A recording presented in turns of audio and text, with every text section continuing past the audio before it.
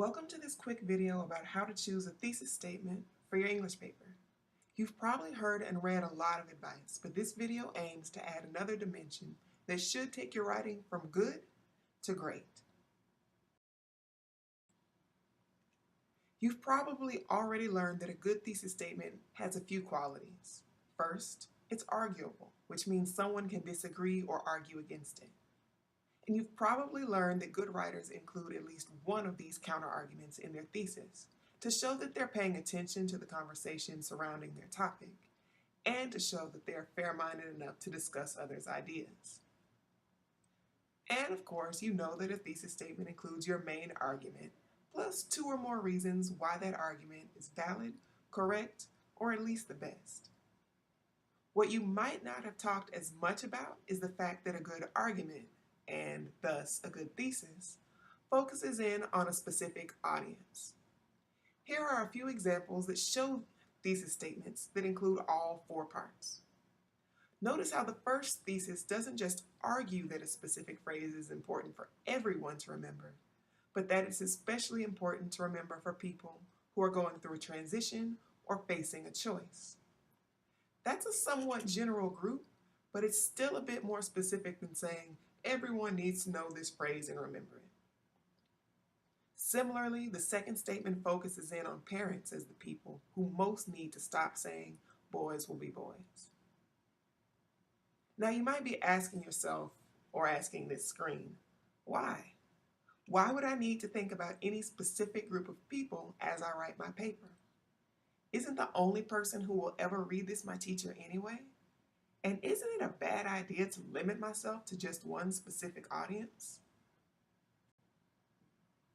I'm glad you asked that. While it may seem counterintuitive, focusing your attention on a specific audience, or at least a more specific audience than everyone or anyone, is a good idea because it keeps you honest. Especially with arguments that rest on subjective judgments or make suggestions about human behavior, it's impossible to generalize about what everyone does or says or needs or wants, unless, that is, the argument is actually a fact. And we all know it's pointless to argue a fact, so focusing on an audience is just more accurate than making blanket claims about everybody. However, it's also important to pick a specific audience for your writing so that you tailor your words and sentences and even your choice of media or format to appeal to those people the most. This is how you get to give your writing a specific flavor that suits the right people just right, so you can be embraced like the rock star you are, like this guy to your right. For example, there's plenty of love songs, but you'd need to put a different spin on the idea of love for a pop song than you would for a rock song or for a rap song. Similarly, you probably talk about the things you learn in class differently when speaking to your friends than when speaking to your professor. Same content, but different words in different patterns, and that's natural and fine. Everyone might not be the biggest fan, but at least someone can be.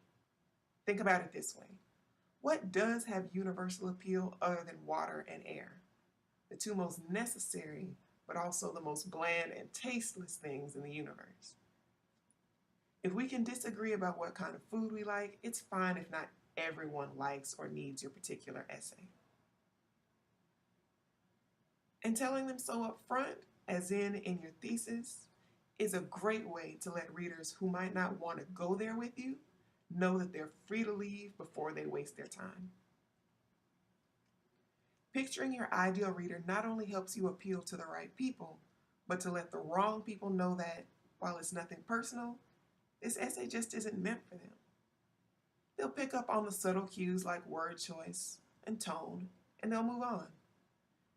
However, tailoring your message to the right crowd and being explicit about it can also help people who are interested know how to use your ideas. In our previous examples, people who aren't parents or facing a transition right now might decide to pass the essay on to someone who is, or to file it away for when they are in that position. Finally, choosing your audience before you start writing your draft in the planning stage helps you make better choices as a writer. because, after all, the choices are yours. Knowing who your readers will be can help you use the right kinds of evidence and details that will convince or appeal to them, as well as the right format or genre. Ever try telling a 6-year-old to share things? Now, ever tried reading them a fable where the moral of the story is to share and care? If so, you know why choosing the right genre, whether it's an instructional video, a written essay, or even a dramatic presentation, matters so much. However, knowing your audience can also help you choose your topic or your thesis, a point that bears a little closer examination. So you've probably read or heard about the so what question. For every argument you make, you need to ask, so what? Who cares? Who can benefit from reading, seeing, or hearing this message, and how? You might ask yourself, who doesn't already know or feel this? If it's no one, problem. Who would personally enjoy this? Who could use this in their personal life? Or who could act on or push this idea on a public scale? Perhaps this means politicians or lawmakers, but it could also mean teachers or groups of people. If you can't think of any answers to these questions, you probably just need to scrap your message and choose another thesis to argue. On the other hand, once you have a good idea what groups need or could use your message the most, you still need to think about the so what now question. Once you know your audience, ask yourself, what do these people need or prefer in terms of the kinds of evidence and details that will convince them? That could mean pictures, statistics, stories, or specific examples from real life. But also, what amount of detail will be overwhelming, underwhelming, and just right for them? What kinds of sources of evidence will be authoritative and convincing? Which ones might seem a little too authoritative? And also, what format, tone, and genre will work for your audience's time restrictions, for their abilities, for their learning styles and personalities. Maybe you need to keep it short. Maybe you have room to stretch it out. These questions can help you determine whether or not you have the time and the resources to really convince your audience, meet the requirements of a prompt, or even complete a project. For example, let's look at the second sample thesis and apply the so what and so what now questions. Can you think of other audiences that might be interested in how to communicate with children? Can you think of other people who might need to hear and use this message besides people who are currently parents? That list is probably long and includes teachers, coaches, daycare workers, family members, and more. So we might expand this audience to include caregivers. We might also expand that to include future and current caregivers because, hey, it's never too early to learn, right? That list still includes a lot of people, but it's more specific than anybody who cares for children. And it lets people who know they never plan to be around kids off the hook. And remember, that's just fine. So we'll go ahead and scratch parents and turn that into future and current caregivers. We're revising. So now we know there's a so what answer. But what about the so what now? What kinds of evidence would people who take care of kids need to receive in order to be convinced or persuaded to stop saying boys will be boys? Well, if you've ever talked to any parent about child rearing, you know they want hard facts, proof, a proven track record of success before they start changing things. That usually means specific examples that show that someone's kid turned out all right, or even better, they turned out good, whatever that means, after being raised without the phrase boys will be boys. They might really respect statistics about differences between children raised in households with and without that phrase, or with and without gender expectations. Testimonials from men who learned not to use that word or phrase would probably also be convincing, since these adults could testify to how using or not using the phrase has affected them. Either way, your audience would probably want to see evidence from authorities, either the men themselves or people who are experts on child rearing, psychology, sociology, gender, and so on. So the question is, do you have time for that? Do you have access to those kinds of experts and their stories? Is that kind of evidence even allowed in your class or for the assignment? And is it written expressed in a way that you can understand and use in time to add it to your paper? If not, you probably need to let this topic go. And since this essay is for a freshman composition class that does not focus on research yet, it might be best to save time and just strike this one. It would take more time and effort than the assignment was designed to use to dig up all that secondhand evidence. So what now? Well, there was that other option. Let's look at that one to see if we have the right audience and the right thesis for it. Who else could benefit from remembering or using this statement?